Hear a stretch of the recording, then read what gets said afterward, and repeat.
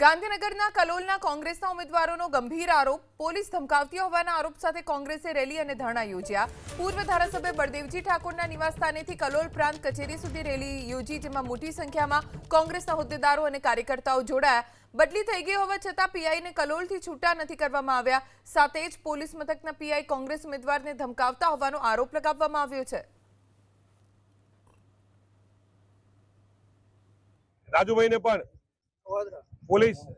પોલીસની ગાડી એના ઘેર મોકલી અને તમને પીઆઈ સાહેબ ત્યાં બોલાવે છે એમ સમગ્ર તાલુકા પંચાયતના ઉમેદવારોના ઘેર ગાડીઓ મોકલી અને ઉમેદવારોને બોલાવી અને ફોર્મ પાછા ખેંચી લેવાની ધમકી સાથે જ પોલીસ સ્ટેશનના પીઆઈ મુસાર દ્વારા કરવામાં આવી છે। ત્યારે મુસારને કાયદો અને વ્યવસ્થા જાળવવામાં રસ નથી।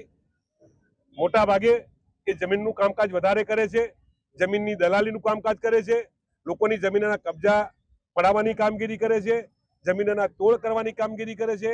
એવા પીઆઈની બદલી થઈ હોવા છતાં એ અહીંથી જતા નથી અને કોઈકના ઈશારે કોઈના કહેવાથી કોંગ્રેસના ઉમેદવારોને ફોર્મ પાછા ખેંચાવી અને કઈ રીતે ભારતીય જનતા પાર્ટીના ઉમેદવારો બિનહરીફ થાય એવું કૃત્ય કરી રહ્યા છે। ત્યારે એમને વિરોધમાં તમામ ઉમેદવારો અને એમના ટેકેદારો સહિત અમે પ્રાંત કચેરીએ પ્રાંત સાહેબને મળવા જઈએ છીએ, કલેક્ટરને પણ ફરિયાદ કરીએ છીએ અને ચૂંટણી અધિકારી એટલે ચૂંટણી સચિવ ગુજરાતના મુખ્ય સચિવને પણ અમે ફરિયાદ કરવાના છીએ।